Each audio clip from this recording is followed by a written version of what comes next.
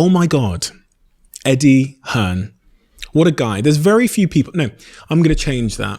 I've never met someone as neurotically obsessed with success and with winning and with accomplishing things and with living a life in constant forward motion as my next guest, Eddie Hearn.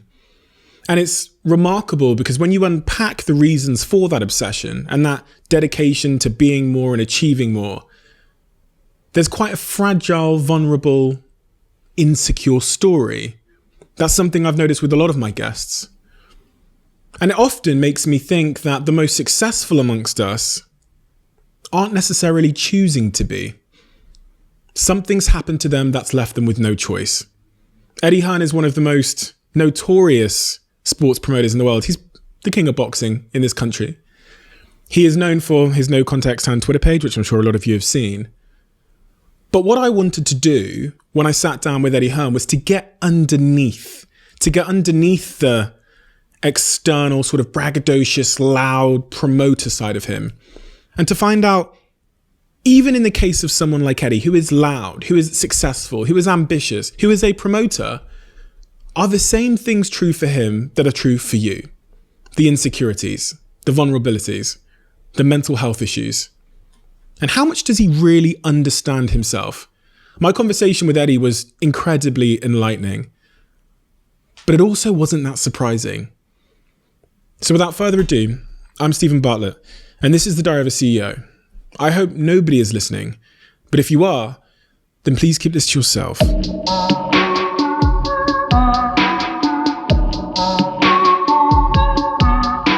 You've done a ton of interviews, especially over the last couple of weeks, and there's this really consistent theme that I felt in all of the interviews I watched. I watched you at Cambridge, the High Performance podcast, loads of them.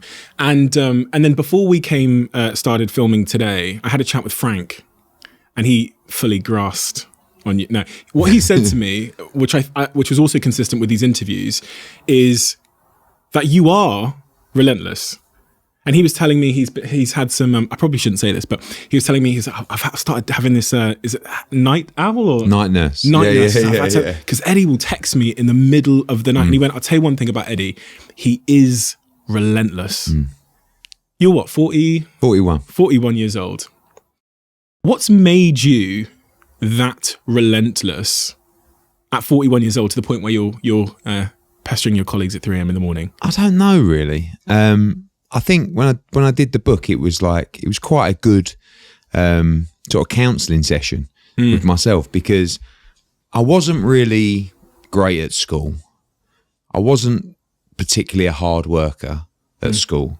I loved the pound note always, and when I wrote the book, I started writing about my childhood and what it was like growing up and how I was moulded. And I think a lot of it comes down to the fact that I love to win. And Why did you love to win? I don't know, because with my dad, that's what we did. So when we played cricket, when we played football, when we played table tennis, when we sparred with each other, it was like, for me growing up, I would come back from a match, say I played cricket, and he would go to me, and actually my mum was the same, and he would say to me, how many runs did you get today, son? And I would say, oh, no, 4. Oh, useless. Come on. Next time, knock in a 50. Right? It was never, oh, well done, son.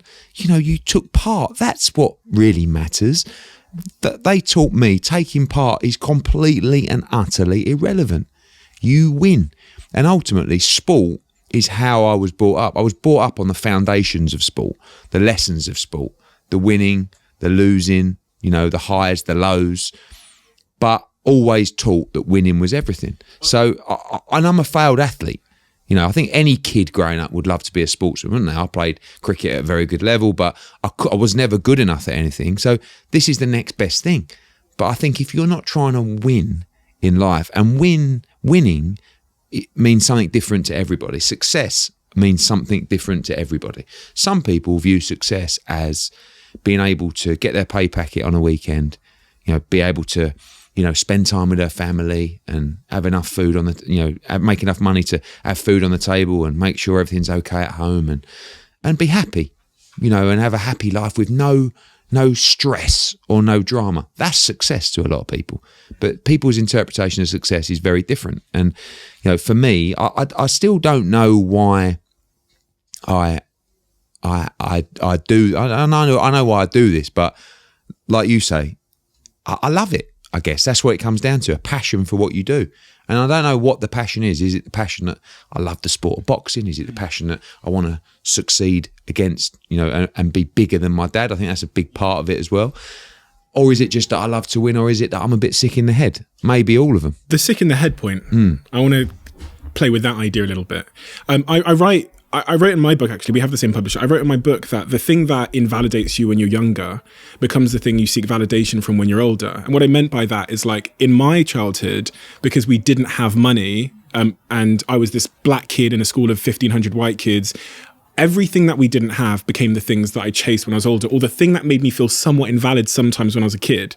Like you're saying about your dad saying, oh, you lost today, became the thing that I would seek validation from as an adult. And I wondered if that resonated with you at all. I mean, like... Well, I had a different background. I mean, my dad was poor, became rich, and I was born. So I've said before, it's not like when you talk about generational wealth, we didn't have generational wealth. I had a dad who was from Dagenham, was from a council estate. His dad was a bus driver. And then I grew up in this sort of nouveau world where this bloke had made his money, and he was, I'll take the mickey out of him. I suppose he was a bit of a chav. He was like from Dagenham, and all of a sudden he'd got Ferraris and big cars, and we used to have a white limo and a black limo that would drive like the snooker players around and the fighters around, and I was horrible. I was obnoxious. Imagine like a 14, 15-year-old kid hanging around with Eubank and Naz, and then you're in a limo with your mates going up to London or to Romford for a night out. I mean, I look back and just cringe. But mine was different, and I guess when it comes down to it, and, again, from the book and speaking to people like Frank Lampard, he went to my school. He was in the year above me. At my school, I was Barry Hearn's son, and Frank Lampard was Frank Lampard's son. His dad played for West Ham. And it's a different kind of drive if you can make it flow in the right way. When you're talking about sort of mindset and hustle, where all of a sudden, I think so many people with successful parents end up just doing okay, But how do you go beyond that? How do you outperform everything that he done? And I will, and I feel like I've done that in many ways, but I will never be able to outperform the fact that he came from nothing. My friend is in a very similar position. If I said my friend's name, you'd know the guy. Right, okay. His dad is a multi-billionaire. I know you know him because I've seen you with him before, actually, in New York. But his dad is a multi-billionaire, and he grew up living in the shadow. And his dad was the same. And I had a conversation with him, and he said, I was always trying to be better than my dad. He is now a billionaire himself of his own doing. But it's fascinating that, and his dad sounds very similar to what your dad sounds, where his dad was tough on him. I think they're tough on you because they don't want you to be that spoiled kid. I mean, you always want to spoil your kids. You want to give them the great. Even now, I've got 2 daughters. I love to spoil them. I work hard so I can give them a great life. But I just want them to understand manners, respect, and discipline.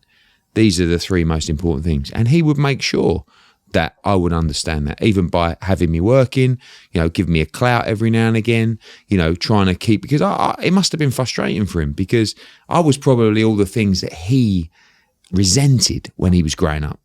The rich kid, with parents who had got big house and cars, and I would have hated me at school, but he would have looked at me, and that's why he was so disciplined with me. And I was in his slipstream growing up, so I would sit. We're here now. That was my house over there. So he would get home from work if he was in the country. He would always go out and give me a game of football or cricket, and then he would go in the office all night on the phone. And I would have dinner, and I would just sit in the office. I might have a ball, just throwing it up in the air. But I would subconsciously listen to the arguments and, him losing his temper and just listen, not because I wanted to learn, just because I was there. And you're talking there about the sacrifice of his success, which is, one of them, as you've highlighted, is less time with your family. You are relentless. Everybody says that. What is the cost of being a relentless person? You have to be incredibly selfish. You have to, for me, family is the most important thing, but I have to be brutally honest and say I don't let even family get in the way of things that I have to do, and that can make you an arsehole and it can make you sound terrible, but I just don't know any way around it. There is no way you can be the perfect husband or the perfect father and run a successful business or, be a relentless operator. It's impossible because I try to balance both. But when you're flying back from America from a show and you land at 7:00 in the morning and then you go to Manchester for a press conference and then you come home and you just make it to pick them up from school and then you get back and they say, Dad, let's go over the park. And you're just absolutely on empty and your phone's going and you're trying to do another deal and, you're pushing the swing and you're going like this, trying to send a message at the same time. It's impossible. Listen, I know because sometimes my eldest daughter is old enough to say, Dad, please get off the phone. And that kills me because that's bad to hear, and I'm like, okay. But then 30 seconds later, I'm back just having a look down because it's a lifestyle. It's impossible to be great at anything without making sacrifices. It doesn't matter if you're a fighter, if you're a sportsman. You speak to all successful people, you can't be everything. It's impossible, but what you don't want to do is you don't want to disregard your obligations, your family obligations, because they are extremely important. But you also need a wife or a partner who's understanding enough to say, this is what I know what he's like. He won't stop. And that's why when Frank talks about 3 a.m., 4 a.m., that's because a lot of the time I'm sort of making up for the hour or two that I've lost out playing with the kids. So I'll put them to sleep. They'll go to sleep at 9, 9:30, chill out with the wife for an hour. She'll go to sleep and then I'm up. And now with the growth in America, it means that at 4 p.m., 5 p.m., the West Coast wakes up. So I can't go to bed. I can't disappear when it gets to 11 a.m. or on the West Coast or midday on the West Coast because they want to speak to me and we want to do business. I am much earlier in my career, maybe, 15 years earlier in my career. And I've struggled with romantic love for the very same reason that for the last decade, I've slept in the office multiple weekends. I've been obsessed. I would basically sacrifice everything. And there became this moment in my life where I think it was maybe the day that someone tried to buy the company and I thought about what I'd spend it on. And I remember going home and I swear on my mother's life, I went on Rightmove and Auto Trader at the same. I had 2 tabs open and I'm like the Lamborghini. I thought you were going to say Tinder. No, that always follows the Lamborghini. So I was looking at this Lamborghini in this mansion in the countryside. And then I thought, if I buy these things, I'm trading this purpose I have, this job, this, for this Lamborghini and this mansion. And it felt really, really empty. And then I thought, but Steve, when you were 18 and you were broke and you had no money, 18-year-old Steve wrote in your diary, this is why it's called the Diary of a CEO, that you wanted the sports car, the million before you were 25. This was what we did it for. And then it threw my head into this confusion. It's if it's not that, if that's going to make me feel empty, they call it gold medal depression, where Michael Phelps won all the medals and then got depressed. Then what's it all for? And then I thought, and then also, when does it all end? When does it end? Well, it doesn't end because, and actually you're always searching. This is a problem and something you have to be careful of, because when you are trying to succeed and when you're trying to become great, actually the great people, they never feel content with achievement.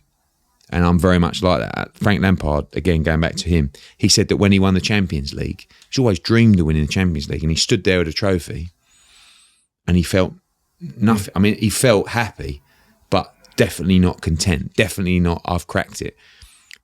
That might go back to the sickness, that we talked about earlier. And when we talk about sickness, I mean, probably not medically sick, but sick in the head a little bit, to a point where I get it all the time. We say that, we wanted to do, when AJ turned pro, we wanted him to be the world heavyweight champion. He won that. Great. We was in the ring after, jumping up and down. As soon as we got out the ring, and then it's like, okay, we want to do something out. We got the Klitschko fight. Okay, you go through it, 90,000 at Wembley. You stand there. Everyone that was at the event tells you it's the greatest sporting occasion they've ever been to. How do you feel? At the time, amazing. In the ring, amazing. Day after. And then not even the day after. It's I never go out really, and I never drink really after a show. because that's probably, depressed is the wrong word, but I go back, I finish the media obligations 2-3 o'clock in the morning, go back to the hotel, and that is when I'll sit there, get into bed, and then obviously you can't sleep because the buzz and the adrenaline. And that's when you just feel a little bit low and empty, is that, okay, it's over. Same with what you talk about with Phelps. It's the highs versus the lows. You can't just experience the highs and then be happy with the lows. So you want more and more and more and more. And I'm my own biggest critic, and I'm also very pessimistic, which is strange to a lot of people. But I kind of use it to play tricks on myself, to keep myself driven. So when I do something or when I plan something, I always say to myself, there's going to be problems. I think it's going to go wrong. I doubt this will happen. I don't know why I do it, but it just helps me to battle away, to overcome everything, to get to the place. And then when I achieve something, which others might think is great, I say to myself, that's nothing. You got a long way to go, because I'm scared of sitting back, with the cigar on the beach and going, I've cracked it. You can't touch me. And we got to a position with UK boxing where, we are virtually untouchable. But I just don't want to be that guy who takes the foot off the gas. I want to bang every single nail in the coffin, and then move on to another market and another market and another market. But you do get the worry with that mindset is you may look back when you're 80 or 90 and go, wow, look at everything you've done. You never really enjoyed it, did you? I mean, I love what I do, but you probably should savor it a little bit more than you do. But again, it goes back to that mindset of being so driven. You want the next drug. Success is a drug, but you've got to be careful that it doesn't turn you into an arsehole at the same time. Because how many successful people do you know? Absolute arseholes. Yeah. Arseholes. Horrible, rude, no manners, obnoxious. What's it done? Do you ever find moments where you think, fuck, I was just an arsehole then? I think that it's just time for people. You end up being, it's not that you can turn into that if you're not one, but when you become busy, it's a bit like, when people say that, oh, he's changed. Of course he's changed. His life's changed. His responsibilities changed. His business has changed. You can't expect him to say the same people. And, when you have a group of friends, when you all come out of school and sort of you're going from there and you're talking every day, and the ones that sort of grow, the friendships are still as strong, but you just don't talk to each other every week, every day, because you got your own lives, you got your own vision, you got your own plans. But you still go for lunch and you get on better than ever. And it's the ones that say, oh, he don't talk to us anymore. I ain't got time, mate. But this goes back to the sacrifices. If I fall out with friends because of what I'm trying to achieve in my own personal life and my business, so be it. I know, again, that sounds, and it's not about being a bad friend or a bad person, but you can't worry about other people as long as you're a good person, as long as you do the right thing. The fact that you don't have time at the moment, but that's when people might perceive you to be an arsehole. You talked a little bit about being 80 years old and looking back on your life. I'm going to just play a little game with you. So we've got to imagine that. What day of the week was? I think it's Tuesday today. Tuesday. So Friday, you find out that Friday's your last day on Earth. My question is, and really put yourself there, right? So Friday's your last day on Earth. All the fights coming up, AJ Fury, all falls away. What do you immediately regret? That's actually something that I've thought about quite a lot. And the reason is about 4 months ago, my granddad passed away. He was 93. Great life, And when I went to see him in his last couple of days, and he obviously didn't look great. And I looked at him, I thought, wow, life's crazy, isn't it? I said, everything that you've done in your life, and now you're laying here, about to leave. So when you get experiences like that, you have to be reminded sometimes that this is a game. Life is a game. We're only on borrowed time, right? And you can never take yourself too seriously. I think that's one thing I do well, is I love to have a laugh and I don't take myself too seriously. In answer to your question, since that moment, I've been thinking a lot about if I went now, do you look back and say, I couldn't have done any more?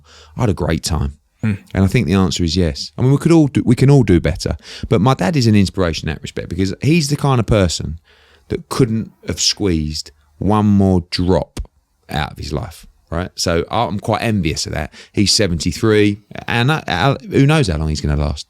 But I do feel like it's very important that when you get to whatever stage when God says that's enough for you, that you are able to look back and say, I couldn't have done any more. And that scares me a little bit, because I want to know exactly what, when you think about more, you're saying I could have done more. You find out that this Friday is your last day. What are the things where you think, do you know what? Because I think that that moment, like the deathbed moment, puts everything in perspective. It does, but I think in that moment, your emotions are very different to when you're well and fit and on the hustle and just, so you don't get a chance to reflect on that kind of moment until you're there. Yeah. And the obvious reflection at that point is, I wish I would have spent more time with my family. I wish I would have been less focused probably on work. But I'm not a believer in, the thoughts then are not the thoughts now, and you have to act on the moment. You can't live your life saying, well, blimey, when I'm on my deathbed, you might look back, and because I don't think you can plan like that. You have to do what's in your heart. You have to do what feels right. And what feels right for me right now is this. Sure. What might feel right then is, do you know what?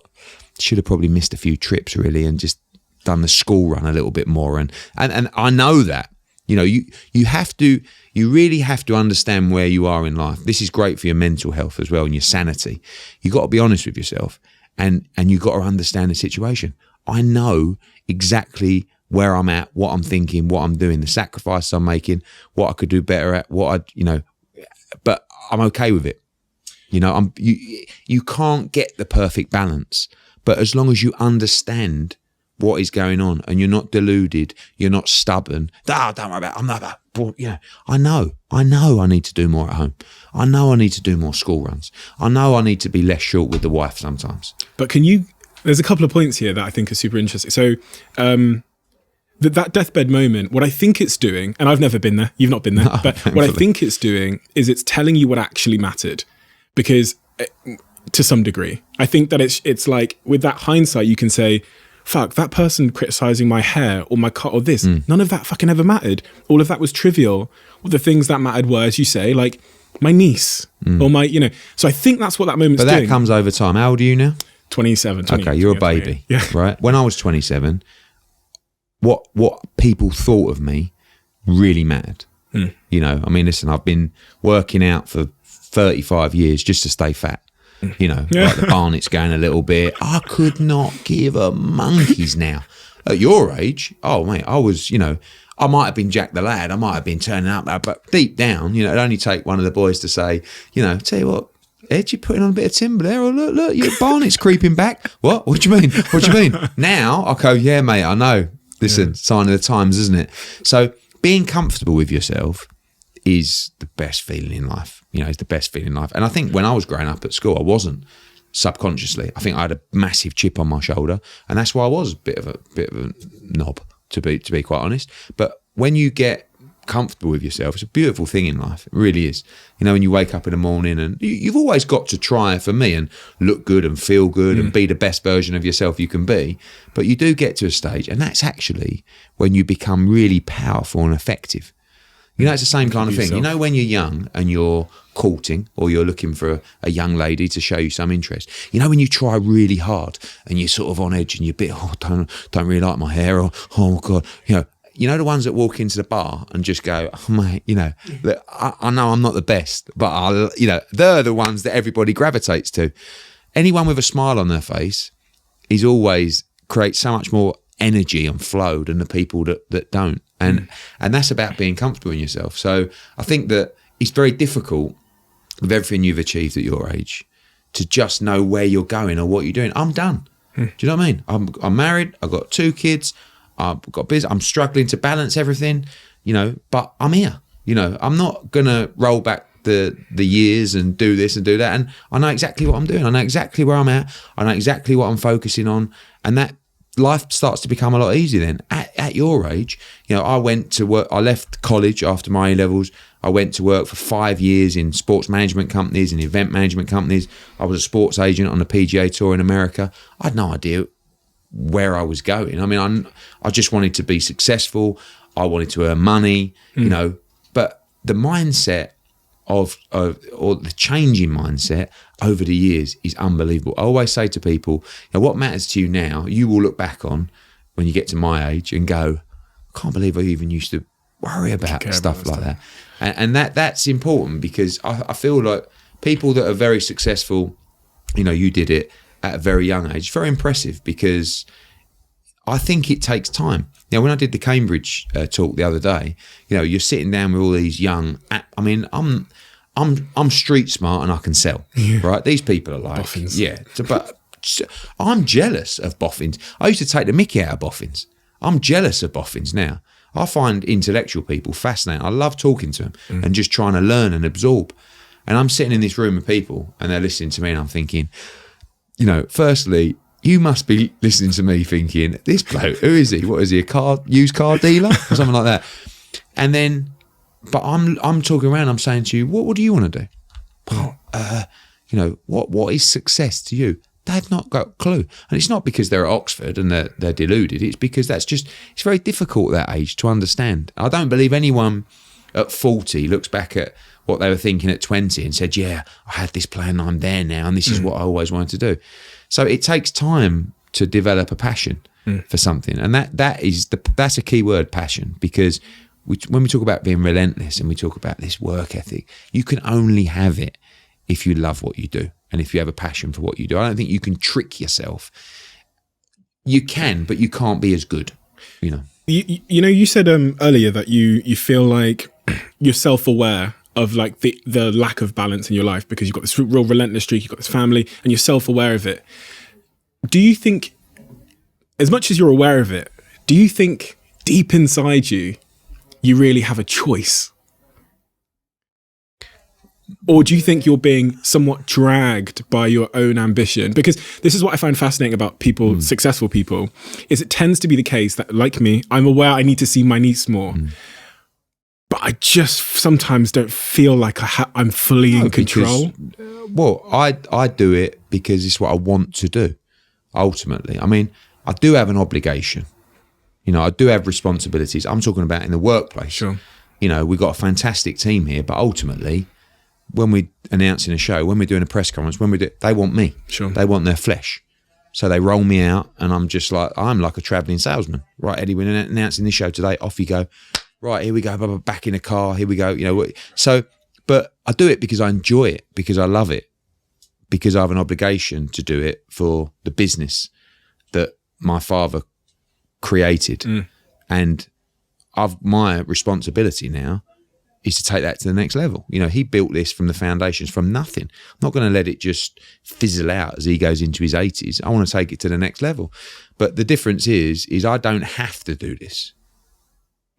I'm not looking at this saying, it's my way out. If I just make some money, I can buy the Lamborghini, or I could have done that at 21. But imagine the Eddie that doesn't do this. Imagine how he feels. But the same thing, that was me at school. That was the kid telling the teachers, I don't have to do that. Runs shivers down me. Give me some advice on because you're married, and I genuinely dating advice? Genuinely.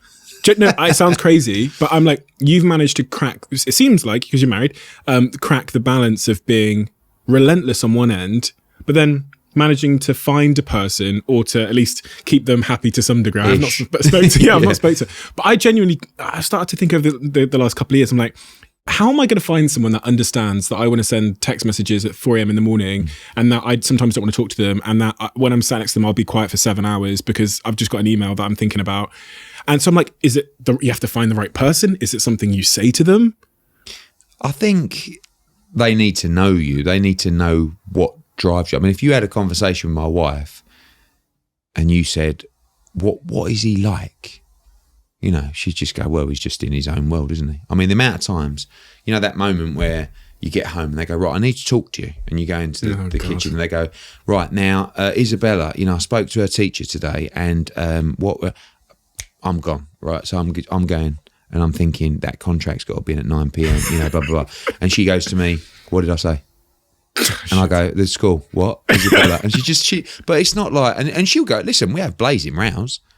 you're so selfish. All you care about is work. But again, it just gets to a point where you just have to understand life. Nothing's perfect. You've got two people that love each other. I've known her since my 20s. I've changed. We've both changed a lot over the years, but we've changed together and we've grown together. And this is what I do, and I would have had that conversation with her at some point many years ago, to the point saying, look, nothing's going to get in my way. And I don't mean to sound horrible. And I love you, and I want to spend the rest of my life with you, but you have to understand me. You have to understand that this is extremely important to me. Don't say this is the most important thing to me, because that'll get you bang in trouble. But this is extremely important to me. And I think because she's been around my family, because she knows how important it is to us, she kind of just gets it, and there'll be times where she'll say, did I hear you on the phone last night at 5 o'clock in the morning? I say, yeah, we was doing the Canelo deal, or, AJ deal, and she'll just look at me and go, but over time, I think the most difficult thing is the early stages of dating, because it's very difficult for a woman. They want your attention. People sometimes think that women want,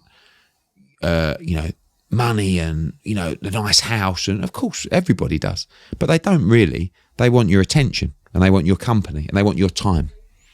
And there are three things that are very difficult to do when you live that kind of lifestyle. So you do have to, I'll race back from somewhere and I'll say, right, tonight let's go out for dinner. And I'll be knackered. I don't, hopefully she don't listen to this. I really don't want to go for dinner tonight. But you have to do it. And that's what my dad has kind of always taught me, is, son, we're big family people. My mum is from the East End. She's old school. As far as they're concerned, the man goes out and puts the bread on the table, and the wife looks after the man. Old world. Yeah. That don't exist anymore. Yeah. But every morning or every night, my mum will iron my dad a shirt, and she will put it on the door for him in the morning. If your wife, right, say we brought her in this room, we sat her down with God, and we said, listen, you can decide what happens next with Eddie in his career. Right, so we can bring it to an end, and he'll spend more time with you. Or what do you reckon she would do if she could make the decision on your relentlessness and your career? How do you honestly think she would make that decision? I think she, because she knows how important it is to me, I think she would say, no, he needs to do it. He has to do it. But I think the hope is that there is an end place or an end goal. How does that make you feel? Yeah, but for me, I don't. Whether in 20 years' time we play this back, I don't think I want to be 70, maybe even 60, 70, 80, doing this, dealing with problems. And listen, maybe I won't even make it that long. But for me, I definitely have the mindset of, not I want to get in and get out, but I do want to get that moment where I do sit on the beach with a cigar. Don't even smoke cigars, but and a whiskey. Don't even like whiskey, but I can imagine the picture at least, and go, do you know what? We done it. We done well. But walking away is the thing that at the moment would kill me. To be able, imagine when you wrap up shop, and this might be. I mean, for us, we've gone from being a family business, to having 4 employees, to now all of a sudden having hundreds of employees in multiple offices around the world. We're being approached for investment, for takeover, for IPOs, and now we're sort of at that stage of growth where I don't know. I see a faster exit strategy than my dad. At least that's what I'm selling to her. Just give me a few more years. Just give me a few more years. But I do want to go and enjoy, because I can't say I'm not enjoying myself, because I love what I do. But I do want that moment to just But it's the walking away. How do you just one day turn around and you might sell the business, or you might float and you take a more of a backseat role. That's difficult, because we make our own decisions. We're a hands-on business. That's what we love. We've turned down investment and opportunities for years because we don't want to. I don't want to ball the directors. We make the decisions, and we do what we want to do because we love what we do. But when you see such growth, and you see such interest, and you see the opportunity for a much vaster wealth, being quite honest, do you want it? And if you want it, what's the exit strategy? Because at the moment, the exit strategy for our family is from the day you start working, from the day you die, you work your nuts off every single day. I mean, it's not particularly advanced, is it? That strategy, but that's just what we've always done. Mental health, big topic, especially over the last 10 years. I think if you go back, 10 years ago and you said the word mental health, people think people are crazy, right? They think like, run away from that person. But now it's become like the opposite. It's like, someone's got, it's become something of where you give someone affection and you take care of them because the stigma's somewhat changed. We know the stats around male mental health. Have you ever suffered from any sort of mental health predicaments?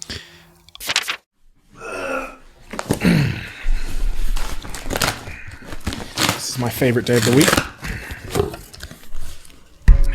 My all-time favourite flavour of Huel, berry. I went up to Huel's office in Tring last week and had another tour around their headquarters, and so pretty amazing. They have this massive gym, as you would expect. But the thing that I didn't realise about Huel was that it's also a vegan product, and also I didn't realise their commitments to sustainability. Now, there's tons of reasons why you might choose to become a Hueligan like me. I've been drinking Huel for about 3 years, long before they decided to help me with the podcast and to sponsor us, but I never realised that element of it. The reason I've always consumed Huel is because of convenience, right? Some people might consume it because it's nutritionally complete, which I guess is part of the reason I did as well. And then some people might consume it because it's affordable. But for me, because I'm not a vegan, I never realised that it was vegan. I never realised their efforts around sustainability. And I never realised it was also gluten-free because, again, that's not a problem I have. And so on this week's episode of the podcast, that's the key message that I wanted to get across, is that if you are vegan, and a lot of people don't know this, a lot of my friends didn't know this, Huel is vegan too. And this is my all-time favourite flavour, which is berry. For me, it tastes great. 20 grams of protein. I'm currently trying to get in better shape, I hope some of you have been able to notice if you've seen the podcast on YouTube, if you're listening on YouTube right now. And I love it. And this is why it's so awesome to work with a brand that you believe in, because their impact on the environment is low. They are good for you nutritionally. It's super convenient. And if you have the berry one, it tastes unbelievable. So what a win for me it was working with Huel, because I get to tell you guys about something that I would swear by, and I don't have to be dishonest with you. If you look at my fridge right now, maybe you should take a look in it. It's pretty much all Huel. I'm not advocating to have a Huel only diet, but that kind of speaks to the nature of my life and how busy I am, and how many meals I was missing before I became a Hueligan. Have you ever suffered from any sort of mental health predicaments? I don't think so, no. I mean, I think, again, depression's one of those things, a bit like yoga and breathing and stuff we were talking about earlier. If you would have said to me 10 years ago, listen, maybe even 5 or 6 years ago, so-and-so suffering from depression, if your perception of that person is, well, he's young, he's good looking, he's healthy, he's rich, he's successful, how can he be struggling from depression? What a load of rubbish. And actually, it takes the older generation even longer. I mean, I think my dad's only just accepted now that it exists with people, because his mentality is, what? Dust yourself down, what's the matter with you? And that's wrong, because it is real, and it does exist. I don't, have I had days where I've been feeling incredibly down? Yeah, but surely that's normal. I don't see myself suffering from that. And I think mental health problems and depression, I think it comes from overthinking. My brother-in-law is hilarious. I've never known anyone who just overthinks and worries about stuff. You're going to be having a conversation, you go, I've just been thinking about that, and if that happens, I was thinking, next year you could be there, and then from there, it's like, whoa, what are you doing? Just when you're struggling mentally, focus on the short term. Focus on day by day. I think sometimes people look at, and this is the same for business, when you have a project or a long-term plan, there are so many short-term obstacles and goals to overcome to get there. That's why how many times you spoke to someone, got this idea, I'm going to be doing this and that and blah, blah. And then a month later, you've not even heard about it. Oh, well, what happened was we launched and then, the council came in or the regulation board came in and this other company tried to do this and it's like, no, because you didn't focus on the short-term goals. All you were worried about was the house and the Lamborghini and you weren't prepared to tick the boxes to get there. So sometimes when I'm a little bit off or, might be traveling a lot and the equilibrium's gone and it's like, okay, so I'm just going to write down what I'm going to do today.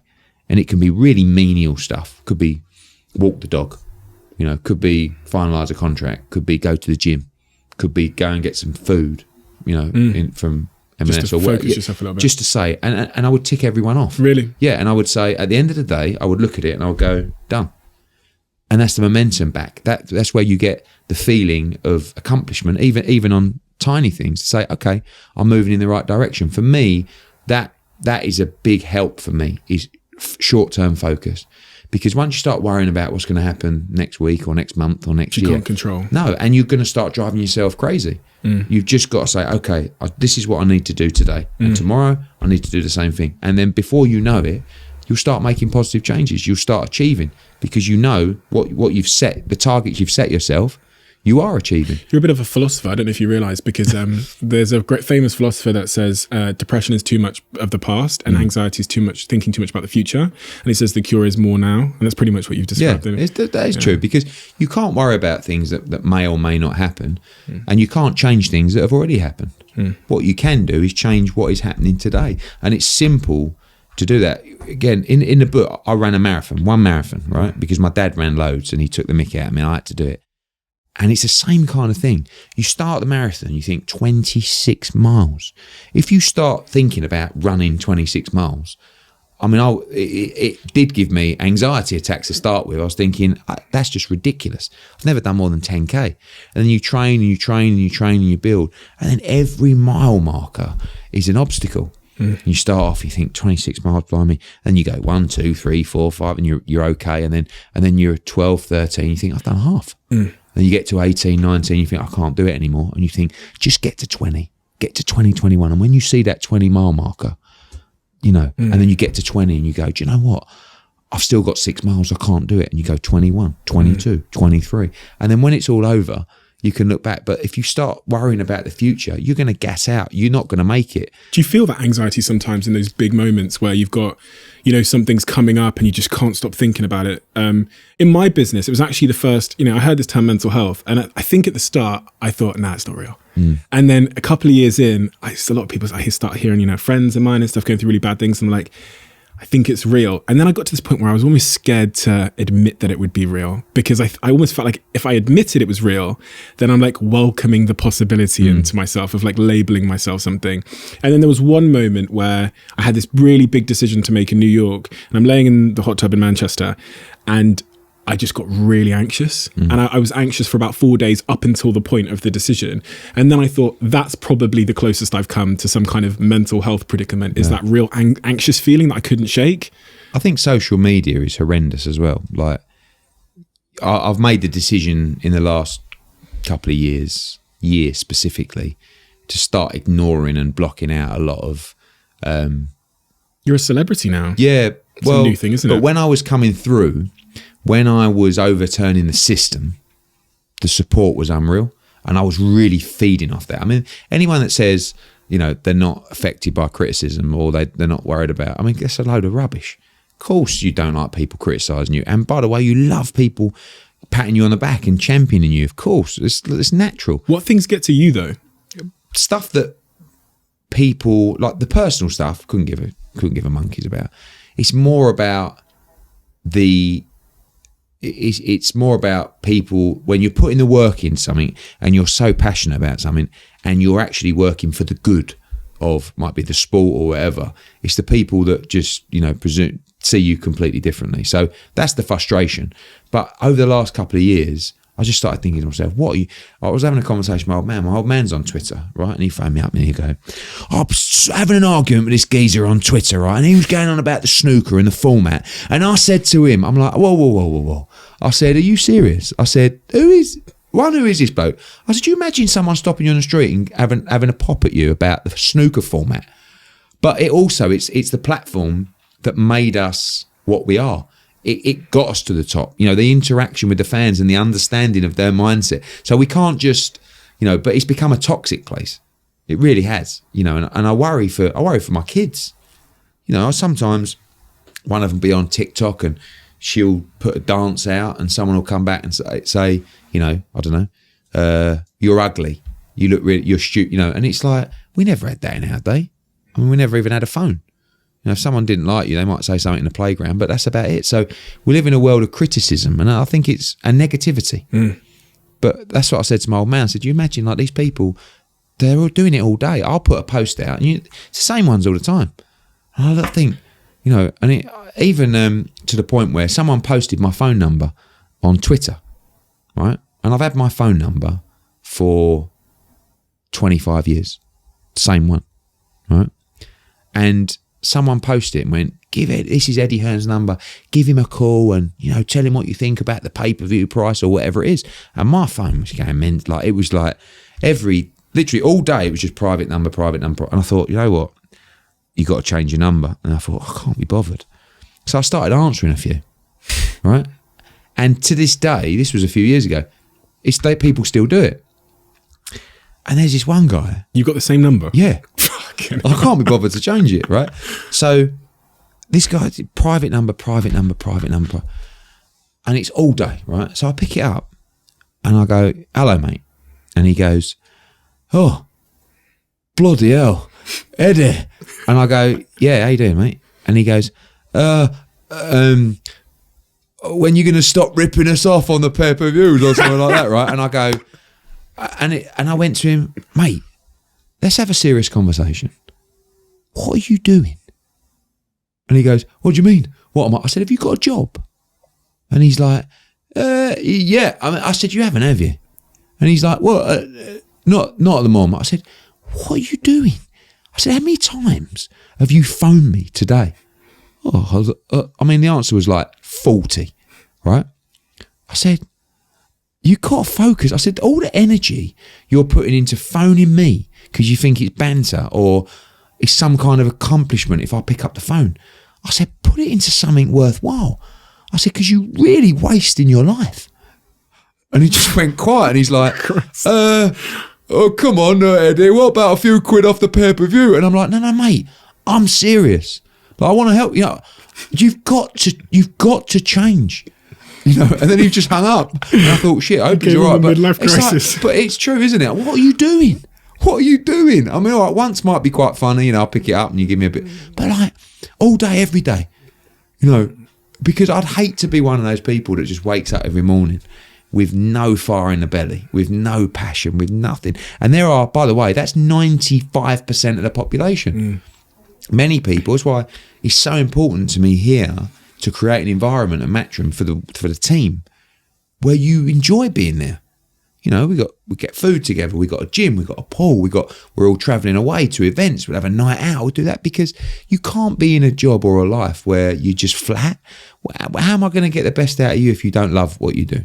And it's very difficult to have that same passion when it's not your business, So motivation is important. But Frank said to me, he said, Eddie's a businessman. That's where you came from. Your dad's a businessman too.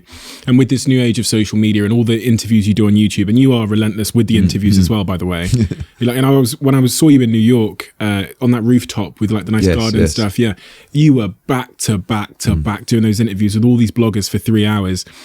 That's helped grow the business. It's why most people know Matchroom, especially of this generation.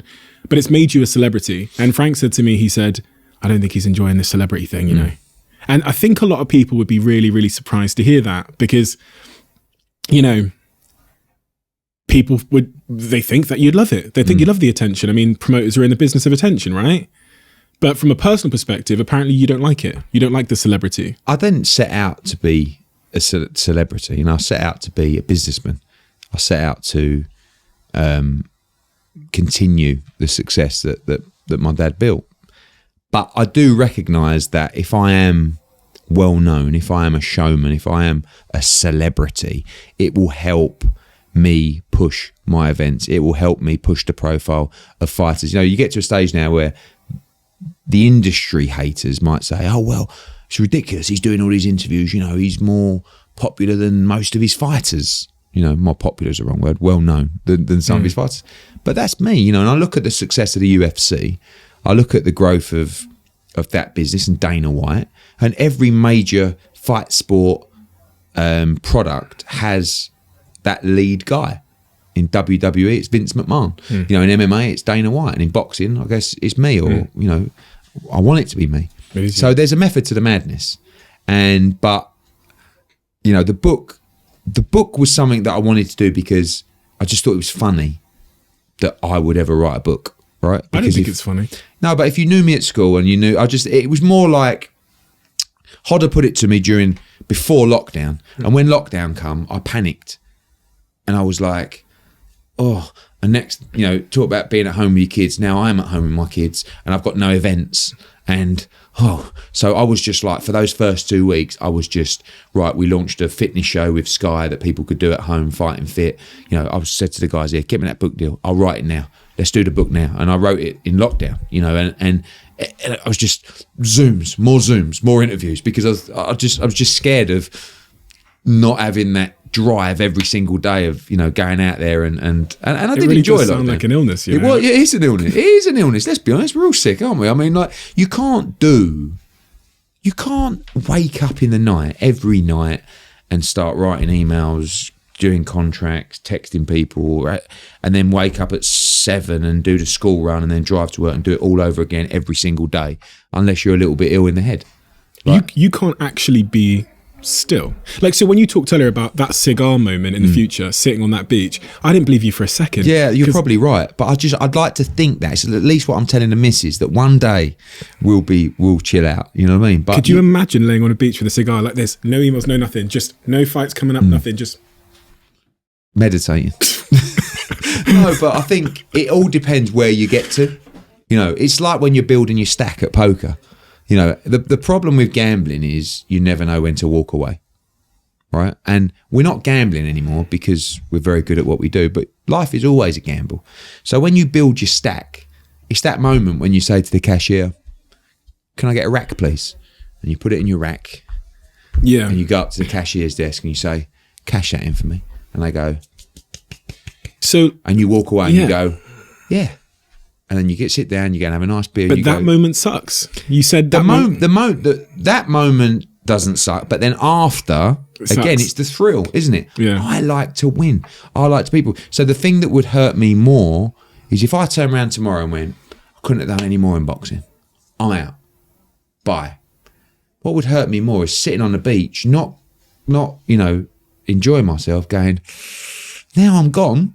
All those people that I was fighting again for all those years to become number one, they're back, they're back. And that's what, my dad walked away from boxing because it is the most aggravating business, an intense business. And that's what I'm saying about it all throughout the night, because everyone's trying to fuck you non-stop, right? So you have to sleep with one eye open. And I think he got to a stage where he went, I don't want to do this anymore. I'm going to go and do darts where everyone's going to love me. Do you know what I mean? And I'm jealous of him for that, because I saw growing up this guy that was so intense and who had a bad temper, and and then all of a sudden, once boxing went, he was just chilled out. Wow, I can't believe what's happened to my life. So, I hate to let people win, and if I left, ultimately they would win. But I guess the only time you can walk away is when you're content. And will the contentment ever come? At the moment, like you say, possibly not. But who knows? Who knows where we can build to, where we can get to, where it might be that moment. And again, you have to always leave the option open, because as I said, your thoughts at 20 are totally different to your thoughts at 30 and 40 and 50. I may get to 50 and we may be, have had another great 10 years and I might go, fire's not there anymore.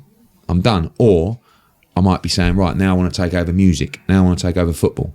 Now I want to, so it's difficult to say. And with the family businesses, they're a very special thing. And in the world we live in today, with these big global corporations and the public markets growing, it's very rare for a family business to withstand the temptation of acquisitions or going public or whatever. You don't have a son. right?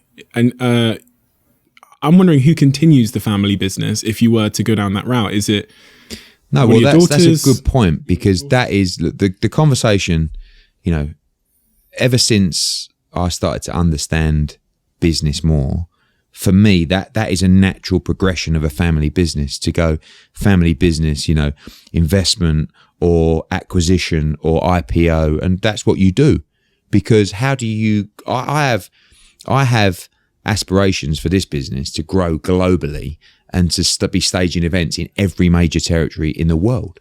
You know, to do that does require huge investment, does require, you know, management, and we can do it, but that's not our speciality. Our speciality is creating great live events for our broadcasters and fans.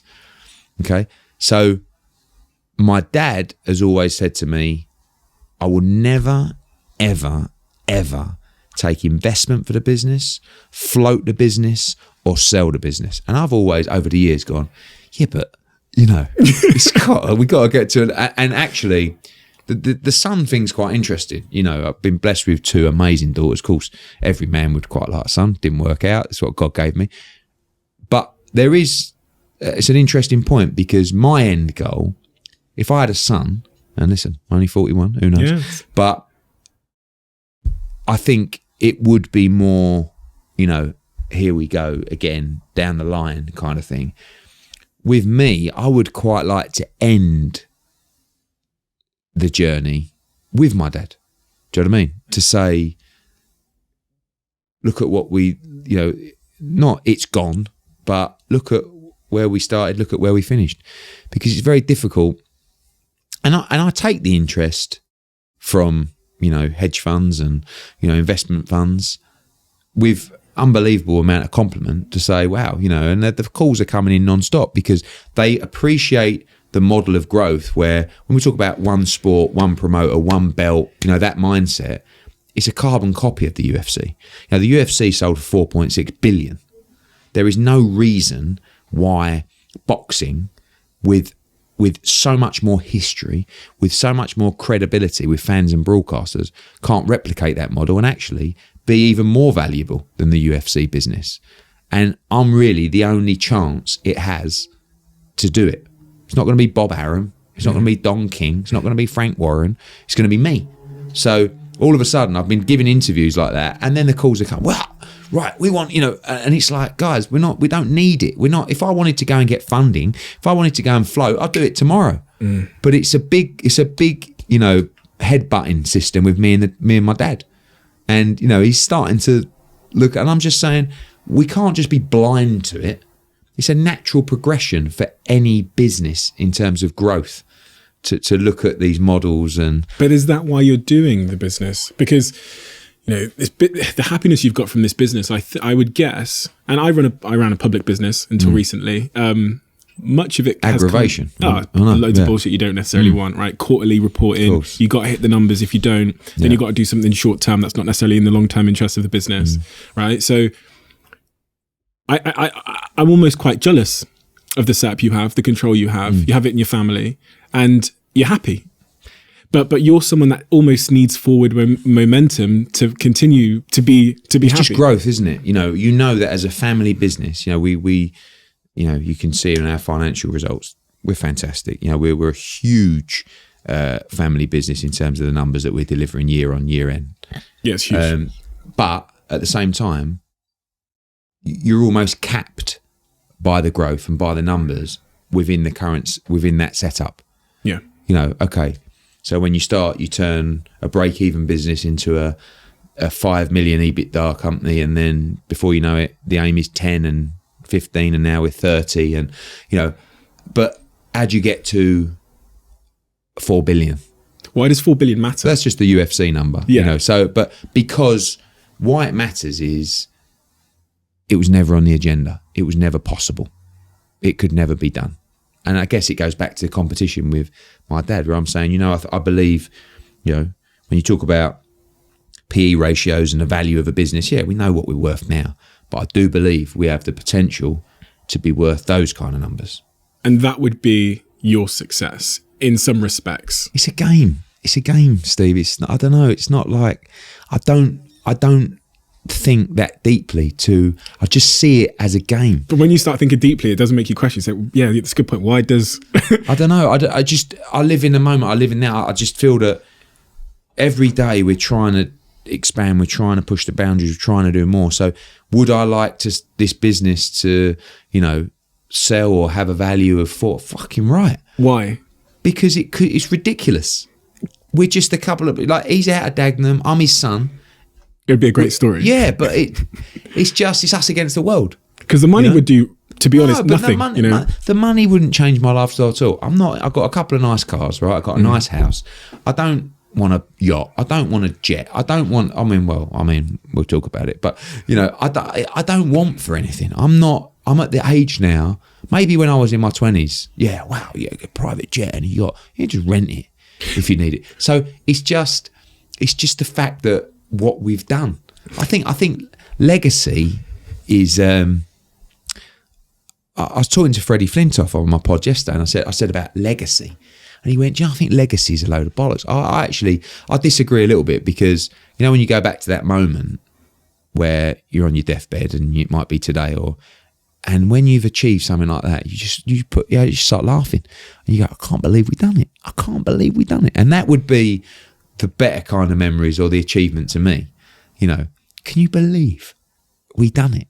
But you've got to enjoy it at the same time. But I don't know. It's you can debate this all day long, because you sit back on the deathbed and you say, yeah, but was I really happy? Well, of course, because this is bringing us happiness. I know that every day I come in here and I'm smiling and I'm up for it and I'm passionate and I'm full of energy and I've got a drive and a fire in my belly. That's good enough for me. My dad comes in here every day. He's been coming here, into this business for 45 years. And he's got the same passion, the same energy that he did when he first started the company. That's got to tell you something. And this is almost somewhat of a contradiction, because he's coming in here every day. You're both really, really happy. You're coming in here with a fire in your belly. But then there's this other part of you that's like, but we need the end point. He doesn't. He doesn't want any of that. He's going, no, son, we've got the most amazing business. We're forecasted to just for continued growth for the next 5-10 years. We've got broadcast contracts locked in. We're untouchable. And I'm like, yeah, but how do we go? I want offices. We have offices in England, in New York, in Milan, in Madrid. I want offices in Sydney, in Toronto, in Mumbai, in Beijing. That's what I want. Why? Because we're not supposed to have it. We were never supposed to be this business. I was never supposed to be this kid. So it sounds like you're proving something to someone. Maybe, but probably to him. And if that's what it comes down to. Which comes back to your childhood. Probably. And if you prove that to him, right, you have all these offices around the world, you sell for 5 billion, will that make you happy? Probably not. But I don't know. I don't think that selling for 5 billion and making a load of money will make me happy. But it will make me happy to be able to say, I can't believe we've done it. I can't believe what we've achieved. And then you'll need the next thing. Possibly. Or that might be the cigar on the beach moment. I wrote this one sentence in my book where I started to understand the moment I described at the start, where someone made me an offer for my business, and I looked at it when I was 23 and I thought, oh my God, 25 million quid. I was like, oh fucking. And then what I learned in that moment is my whole life became so confused, and I almost fell into, like, I'd call it chaos. And so in my book, I write that we live our lives thinking that we're striving for stability, which would be completed goals, the cigar, thinking that stability is stability, and that we're trying to escape chaos. But what I came to learn was, in fact, our stability is chaos. It's the having unanswered goals, and it's the problems, and it's the forward motion. So our chaos is stability, and our stability, the cigar moment, would actually feel like chaos. Yeah. It would feel like some kind of... If it wasn't time. Yeah. If it wasn't time. And we don't know when it will be time. Yeah. But what you just said there is very true, because like any athlete, that moment when they're in the chaos is where they feel most at peace with themselves. You speak to any fighter and you say, where would you rather be? Anywhere in the world. And I say, in the ring. And that's the same for us. So it's not like I want aggravation, but stick me in it, put me in front of problems and tell me I can't do something. That's where I'm in my moment. Am I in my moment where I'm sitting at home, you know, watching TV. No, I'm at my best when I'm doing those 100, 200 interviews, or I've got problems, or a fight's fallen through, and, you know, all of a sudden the shit's hit the fan. That's when I'm at my best. So, and that's where I do feel calm in a way. You know, at first, when you have problems, you know, it might be a panic, but for me, okay, this is what we do. We go to work now. You know, and that's the same for an athlete or a fighter. That's when they feel calm, when you might be watching going, oh, because that's not your calm. That's not your moment. It's their moment. I'm fine. You know, when AJ fights, he ain't nervous. I'm fucking shitting myself because I can't control it. It's not me. It's not what I do, but that's what he does. You know, when a fight's fallen through, or it looks like a massive show's about to be cancelled, and other people in here might be going, oh, do you think it'll be all right? Do you think we'll, and I just lock the door and say, right, leave me alone. And I go to work. That's no problem for me, you know. But you only become exceptional at things and used to things when you become familiar with them, and when you put yourself in the same position time and time again. You talk about Frank. You know, we always laugh about him giving his press conferences. You know, because when I did my first ever press conference, which was Audley Harrison against David Hay, I couldn't stop shaking. You wouldn't have known it at the time, but I put my hands on the table like this. And I could feel him, you know, I could see him going. So when I spoke, I just put him underneath my legs like this and just leant forward, and you would never have known. And when I done the next one, a little bit less, and the next one, and then within 5 or 6, I never needed notes. I just speak, you know, for hours. Speak. I couldn't believe it. And with Frank, you know, he done one recently, and I could see him shaking. You know, I was just taking the piss out of him, and I just said, just keep doing it, repetition, keep putting yourself in situations. Steve Davis, who is my godfather, I said to him once, how do you know, when you talk about sort of sports where millimeters make a difference, it's nothing more than snooker, you know. I said, how do you not get nervous? You know, you go down to pot the black ball and just one little jolt and it's all over. And he said, I have no nerve endings. He said, because I've been put in the position time and time again. In the end, it's second nature. It's just like riding a bike. And that's what the same with business. You have to keep putting yourself in a position time and time again, and you'll keep improving. Listen, thank you for your time today. No problem. Enjoyed it. I know you're thinking it's another counselling session. Yeah. You know, I'm going to leave here now and go away and have to have a deep think. And you know, I think the best thing you can talk about mindset and mentality and for hours and hours and hours.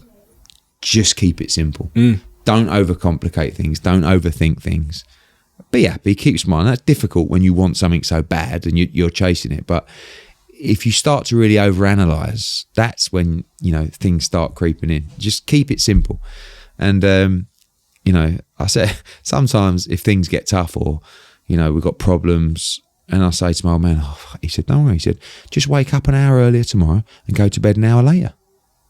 And I'm thinking that's so, and he is the most simple mindset, but it works for him because and the best thing you can do is be honest with yourself as well. Just try and understand, take a step back and just think about what is happening in the world and your world right now. And if you can understand it, you can deal with it and you can solve it, but just think simple. Thank you.